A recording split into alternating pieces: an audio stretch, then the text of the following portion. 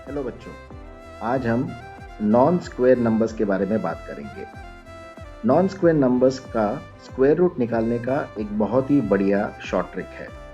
ये short trick अगर आप सीखते हैं, अगर आपको आता है, तो एग्ज़ाम में अगर नॉन स्क्वायर नंबर का स्क्वायर रूट निकालना हो तो आप बड़ी आसानी से और बड़ी जल्दी आप उसका स्क्वायर रूट निकाल सकते हैं। आपको तो पता है कि ये जो एग्ज़ाम्स होती है, ओलंपियाड हो या आईपीएम हो या कोई भी मैथ की कॉम्पिटिटिव एग्ज़ाम, उसमें टाइम का कितना महत्व होता है। हर सेकंड, हर मिनट बहुत मायने रखता है ना? तो ऐसे सिचुएशन में अगर आपको ये शॉर्ट ट्रिक आता हो और ये आपको सिचुएशन आई कि आपको नॉन स्क्वायर नंबर का स्क्वायर रूट निकालना है, तो आपको बहुत ये मदद करेगा। मेरा नाम नितिन चौहान है। I am math tutor and mentor at iMinds Academy and our objective is to make math interesting. तो चलो बच्चों, आज हम साथ में मिलकर मैथ्स को और भी इंटरेस्टिंग बनाते हैं। अभी आप एक काम कीजिए, आप इस वीडियो को यहाँ पॉज कर दीजिए, ठीक है? अब पॉज करने के बाद आप क्या कीजिए, इसका सॉल्यूशन आप खुद निकालिए। आपको एक बार सॉल्यूशन मिल जाता है, फिर आप पॉज बटन फिर से दबाकर वीडियो को रिज्यूम कर देना और जो मेथड आपने किया और जो मेथड मैं अभी करने वाला हूँ उसमें कितनी समानता है वो देख लेना, ठीक है ना? अगर कोई नई चीज़ है तो आप उसको अडॉप्ट करके और आप यूज़ कर सकते हो आगे। तो अभी आप वीडियो पॉज कर लीजिए। हाँ जी, तो अभी वी आर बैक। तो हम अभी क्या करते हैं, पहले स्क्वायर नंबर और नॉन स्क्वायर नंबर का एक ब्रीफली समझ लेते कि होते क्या है। अभी सपोज मैं 7 × 7 करता हूँ, ये दोनों मल्टीप्लाई करने के बाद मुझे 49 आ गया। तो ये 49 क्या है? ये 7 का स्क्वायर नंबर है और 49 का जो स्क्वायर रूट है वो 7 है। मैं रिपीट कर रहा हूँ, 7 का स्क्वायर नंबर 49 है और 49 का स्क्वायर रूट 7 है। तो अगर हमें कोई पूछे कि 49 का स्क्वायर रूट कैसे निकालना है, तो हमें वो नंबर फाइंड करना होगा जो उसी नंबर से मल्टीप्लाई करने से 49 आता हो, है ना? तो ये हो गया perfect square. 49 is a perfect square. उसी तरह से एक और एग्जांपल अगर ले, 12 × 12, तो ये होता है 144। तो 144 इज ऑल्सो परफेक्ट स्क्वायर, क्योंकि 12 को 12 से मल्टीप्लाई करने से हमको 144 आ रहा है। अभी सपोज हम 150 नहीं, छोटा नंबर लेते हैं। सपोज हम लेते हैं 91, ओके? अभी कोई भी दो नंबर मल्टीप्लाई करने से हमको 91 मिलता है क्या? आई मीन सेम नंबर, कोई एक नंबर उसी नंबर से मल्टीप्लाई करने से हमें 91 मिलता है? नहीं मिलता है।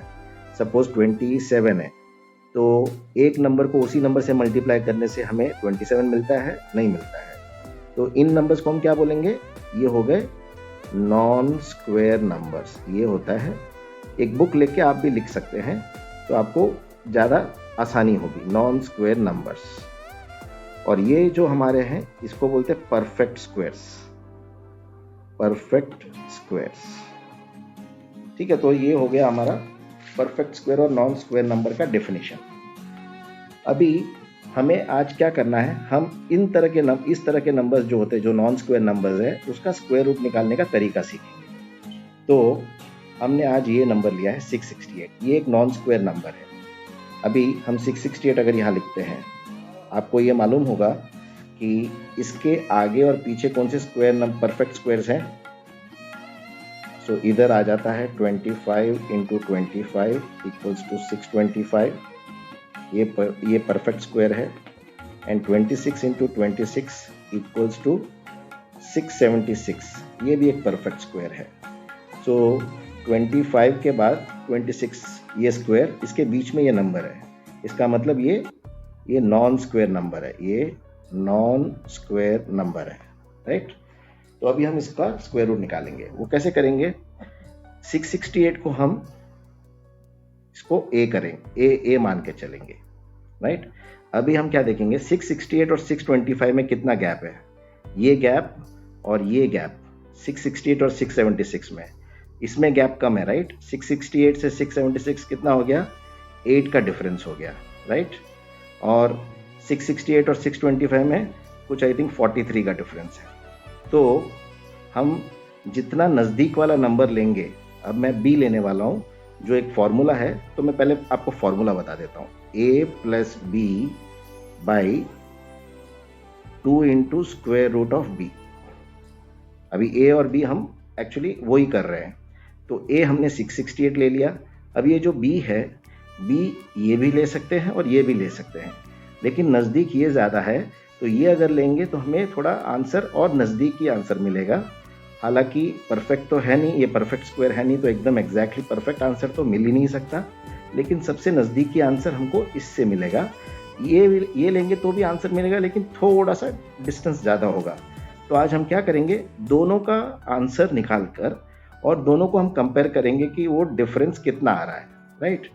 तो उस तरह से हम दो बार एक ही टॉपिक को दो बार करने का हमको मौका भी मिल जाएगा। तो जैसे मैंने बताया, ए मैंने 668 लिया, अब मैं बी को क्या कर रहा हूँ, इस बार 676 ले रहा हूँ पहले।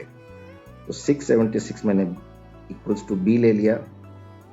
अब इस फॉर्मूला को इन वैल्यूज को, सॉरी, इस फॉर्मूला में मैं रिप्लेस करता हूँ। तो ये हो जाता है 668 प्लस बी का कितना है 676 डिवाइडेड बाई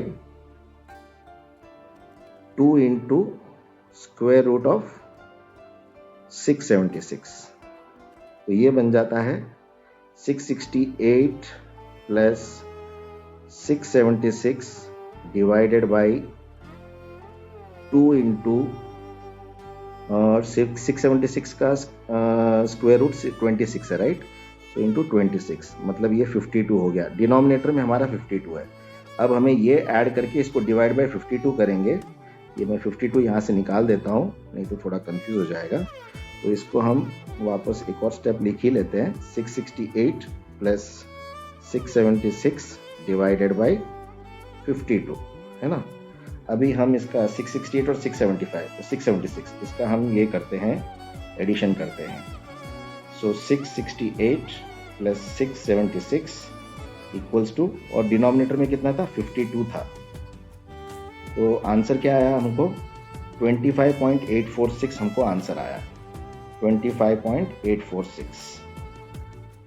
सो इसका आंसर हमको मिल गया 25.846।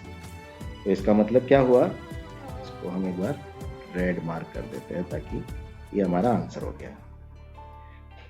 तो now what we have finally achieved, square root of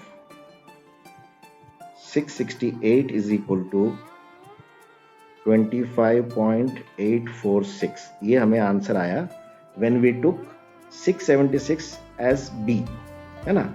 ये B लेने से हमको ये आंसर आ गया। अभी हम क्या करेंगे, B को ये वैल्यू लेंगे 625 का, और उसका आंसर हम देखते हैं। सेम मेथड सेम होगा, बट सिर्फ हम B वैल्यू को चेंज करके देख रहे हैं कि कितना डिफरेंस आता है दोनों के स्क्वायर रूट के आंसर में, राइट। तो अभी again A value will be same as 668, इस बार B मैं 625 ले रहा हूँ। तो अभी वापस फॉर्मूला क्या है, A plus b by 2 into square root of B। So this is equal to 668 plus 625 by 2 into square root of b कितना है, ये 25 है, इसका स्क्वायर रूट 25 है, राइट। तो मैं सीधा 25 लिख लेता हूँ। तो this is equal to 668 plus 625 by 50। अभी हम इसका 668 और 625 का हम वापस वैल्यू देख लेते हैं। सो इसको हम 668 प्लस 625 डिवाइडेड बाई 50, तो आंसर हमको आ गया 25.86। सो इसका आंसर हमको आ गया 25.86। इसको हम वापस रेड पे डाल देते हैं, ये हमारा फाइनल आंसर है। तो अब देखिए दो आंसर्स आए हैं, एक है 25.846 और एक 25.86। अभी हम फाइनली क्या करेंगे, दोनों को चेक करेंगे कौन सा नज़दीकी आंसर है। तो पहले ये लेते हैं 25.846। सो 25.846, इसको हम 25.846 से ही मल्टीप्लाई करके देखते हैं और देखते हैं कि 668 से कितना दूर है ना। तो विल गो बैक अगेन, या सो 20 क्या था, एक सेकेंड ना, 25.846 इंटू 25.846, सो हमको क्या आ गया 668.015, तो ये हम यहाँ लिख देते हैं। सो हमें आ गया 668.015। तो कितना डिफरेंस कितना हुआ 668 और 668.015 में? So difference is 0.015। इसको हम रेड कलर में अंडरलाइन कर देते। ये डिफरेंस आया हमें ये वैल्यू लेने से। अभी हम ये वैल्यू लेके देखते हैं 25.86। सो 25.86 इंटू 25.86 इक्वल्स टू, अभी हम वापस बैक जाते हैं, इसको हम 25.86 इंटू 25.86, तो हमें कितना आया 668.739 या 668.739। तो 668.739, राइट। तो ये हमें आ गया। अभी डिफरेंस कितना हुआ? So difference is how much? 0.739।